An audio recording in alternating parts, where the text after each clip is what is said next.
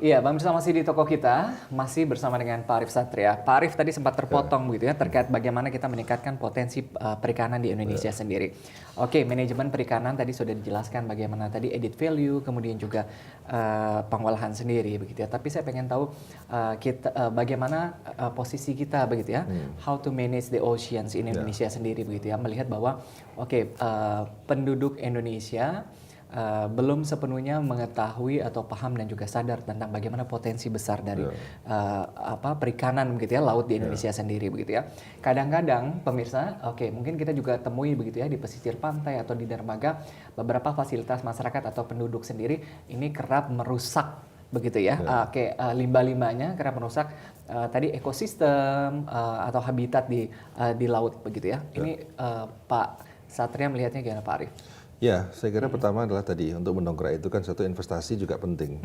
Problem sekarang itu bukan hanya sekedar bagaimana menyadarkan orang untuk memanfaatkan, tapi justru orangnya yang mana. Kita sekarang itu butuh investasi. Setuju. Investasi untuk baik budidaya maupun untuk perikanan tangkap.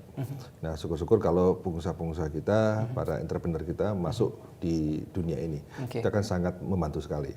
Karena sekaligus untuk bisa mengisi perairan global. Karena perairan global itu seperti Laut India maupun Laut India yang di mana Laut India itu untuk tuna itu ada dua organisasi. Seperti yang pertama adalah Indian Ocean Tuna Commission, yang satu lagi adalah Commission for Conservation of Southern Bluefin Tuna, CCSBT. Nah, jadi untuk tuna sirip biru itu di daerah sekitar Laut India yang di bawah Indonesia dekat Australia itu, nah kita menjadi member. Nah, kalau kita tidak mampu memanfaatkan kuota, ya saat ini sudah hampir 1.000 ton per tahun, maka ya kuota tersebut sayang sekali. Karena apa? Karena nilai bluefin tuna itu mahal sekali. Satu bluefin tuna itu yang bagus bisa satu Avanza kira-kira gitu. Itu kan nilai ekonomi luar biasa. Betul. Nah, begitu pula tuna-tuna yang ada di Laut India. Nah, jadi investasi untuk mengisi tidak hanya perairan Indonesia tapi perairan global. Sehingga Indonesia itu sebagai produsen perikanan terbesar nomor 2 di dunia, emang sudah saatnya bukan saja berpikir memanfaatkan laut Indonesia, tapi juga bagaimana memanfaatkan lautan internasional. Nah, kemudian yang kedua adalah bagaimana kita melihat potensi tadi. Saya kira orang sudah sadar tentang potensi tersebut. Laut adalah masa depan. Nah, tadi saya akan sampaikan lagi, tidak semata-mata dari aspek perikanan tangkap, tapi justru budidaya itu potensinya juga sangat luar biasa. Namun persoalannya adalah bahwa potensi yang besar ini kan dimanfaatkan oleh orang-orang asing selama ini. Orang yang masuk, yang kemudian melakukan pencurian, melakukan kegiatan IUU fishing, illegal, unreported, dan unregulated fishing, yang itu sangat merugikan kita. Nah, oleh karena itu kalau kita tidak mampu memanfaatkan lautan kita dulu saja ya, sebelum laut global ya, yaitu orang-orang asing akan terus masuk. Tapi kalau laut itu ramai dengan kapal-kapal kita, otomatis mereka tidak akan masuk. Ini saya baru mau tanya juga begitu ya. Kenapa begitu ya? Ini masih banyak kasus pencurian ikan di Indonesia sendiri begitu ya. Mungkin karena tadi begitu ya, kita belum menggali begitu ya potensi yang besar, kemudian juga belum memanfaatkan begitu ya. Sehingga akhirnya nelayan-nelayan asing begitu ya yang datang ke Pak, tapi bicara mengenai pemasaran juga begitu ya. Ini kabarnya sendiri untuk pemasaran sendiri ini masih cukup tersiok-siok sendiri begitu. Ini sebenarnya bagaimana sih di lapangannya begitu ya kalau Pak Arif melihatnya? Ya, saya kira untuk pemasaran ada dua hal. Pertama, ekspor sama pasar dalam negeri. Untuk ekspor kan pasar yang konvensional adalah Jepang, Uni Eropa, dan Amerika Serikat. Itu tiga yang konvensional. Justru sekarang yang kita perlukan adalah diversifikasi pemarket, ya, ke negara-negara lain seperti ke Rusia, ya juga ke negara Timur Tengah, ya itu kan ke Afrika, itu pasar yang saya kira juga potensial. Nah, untuk dalam negeri, problem kita adalah salah satunya adalah konektivitas. Ikan itu sebagian dari timur, sementara penduduk kebanyakan ada di barat. Nah, ini problem connectivity yang kalau ini bisa kita selesaikan, maka akan bisa membuat ikan itu harganya juga masih terjangkau dan membuat industri-industri pengolahan juga efisien. Connectivity ini penting. Nah, tapi tadi kembali saya sampaikan. Jadi soal added value tadi ya. Maaf soal saya ada sedikit yang perlu saya pertegas. Added value itu sekali bukan olahan. Karena ikan yang paling bagus, orang yang paling mahal itu ikan hidup. High value itu ikan hidup. Nah kedua adalah ikan segar. Oke. Iya. Kemudian ikan beku baru kayak seperti kaleng. Jadi kaleng itu biasanya orang yang dikalengkan itu adalah ikan-ikan yang kualitas rendah. Oke. Nah ini kan kita sering begitu ya ini menghadapi kasus tadi begitu ya terkait dengan ice change begitu ya. Ini penyebaran tadi lemari es begitu ya. Ini menjadi persoalan dan juga tantangan besar sendiri begitu ya terkait dengan tadi dikatakan bahwa distribusi atau konsumen terbanyak ini justru di barat begitu ya sementara ininya di timur begitu ya. Oke, ini gimana Pak? Ya makanya oleh karena itu konektivitas menjadi penting. Justru sekarang itu ya kita juga perlu mendorong bahwa industri di timur juga harus dibangun, termasuk industri pengolahan. Meskipun industri pengolahan bukan merupakan yang paling tertinggi dari sisi value, tapi itu kan bisa menciptakan employment, bisa meningkatkan nilai tambah untuk produk-produk perikanan yang memang nilainya relatif rendah.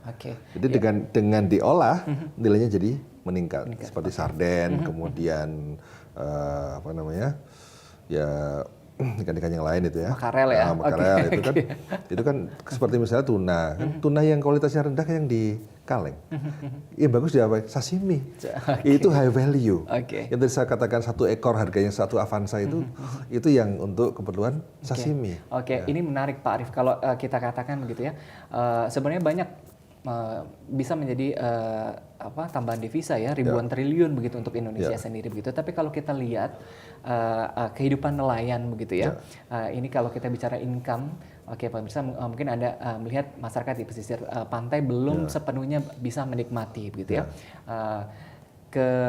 Kenikmatan atau kesejahteraan ini hanya dinikmati sebagian besar pemodal besar sendiri. Ini bagaimana caranya begitu ya? Kabarnya sendiri, saya mau konfirmasi juga begitu ya terkait dengan masuknya Pak Arief Satria sendiri ke IPB sendiri. Ini tentunya banyak program dan juga terobosan begitu ya untuk tadi memberdayakan startup bisnis industri perikanan begitu. Seperti apa sih Pak? Mungkin bisa dijelaskan. Jadi justru yang kita dorong adalah sekarang pelaku-pelaku baru. Jadi kan di dunia yang berkaitan dengan sumber daya alam di Indonesia seperti pertanian, perikanan, di dunia manapun sekarang sedang mengalami proses krisis regenerasi. Betul. Petani juga sama. Nelayan juga sama. Di Jepang itu nelayan sekarang mayoritas umurnya di atas 50 tahun. Di atas 55 tahun bahkan. Ada ke kota semua Pak ya? Kota semua. Yang muda-muda tidak tertarik untuk menjadi nelayan. Nah, karena itu justru sekarang di Indonesia kita dorong yang muda-muda untuk membuat startup baru. Tapi dengan catatan kita harus mulai mampu untuk meningkatkan daya tarik usaha perikanan, usaha khususnya misalnya untuk budidaya, untuk processing, itu sesuatu yang saya kira sangat seksi dan menarik. Nah, brand usaha bidang perikanan dan pertanian itu harus di rebrand supaya mereka meningkatkan daya tarik. Contohnya dengan apa? Contohnya dengan sekarang sudah saatnya pemanfaatan teknologi 4.0. Jadi teknologi revolusi industri 4.0 yang saat ini diinisiasi dengan munculnya berbagai teknologi seperti drone, kemudian artificial intelligence, Internet of Things, big data, robot dan sebagainya. Itu sudah dipakai di mana-mana, termasuk dalam bidang pertanian dan perikanan. Dunia manapun sekarang sedang berpikir tentang hal itu.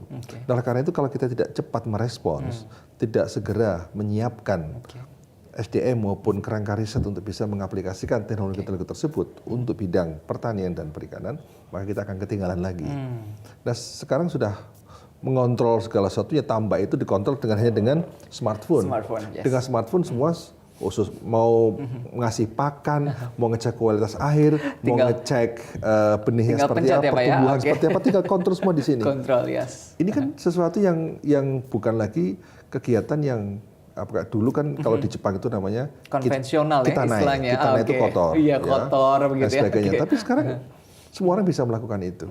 Nah, oleh karena itu ini IPB punya peran besar untuk bisa menghasilkan teknologi. Sejauh mana sih Pak kontribusinya kalau orang dulu itu melihat bahwa ini IPB itu menjadi lumbungnya para peneliti begitu ya, terutama untuk perikanan dan juga pertanian Indonesia. Sejauh mana kontribusi yang akan diberikan IPB sendiri begitu untuk tadi Indonesia sebagai lumbung tani atau lumbung perikanan, lumbung maritim dunia. Jadi kita sekarang ini dalam proses untuk meningkatkan atau mengakselerasi proses transformasi agar pertanian, agar perikanan di Indonesia ini benar-benar bisa lebih modern, sesuai dengan kekinian, dan juga membuat orang anak muda tertarik.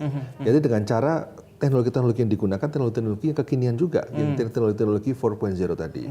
Nah, kita untuk bidang perikanan, untuk budidaya sidat sudah sebagian menggunakan smartphone. Nah, Pak Arief, kita harus break lagi. Saya makin tertarik nih ya. Kalau dulu mungkin image kita terkait dengan perikanan, ya tadi begitu ya, kita harus kotor-kotoran begitu ya, pertanian kita harus turun begitu ya. Nah, ini bagaimana tadi begitu kemajuan teknologi ini juga bisa diserap oleh petani dan juga para nelayan Indonesia. Kita break lagi, pemirsa, jangan kemana-mana, tetap di toko kita.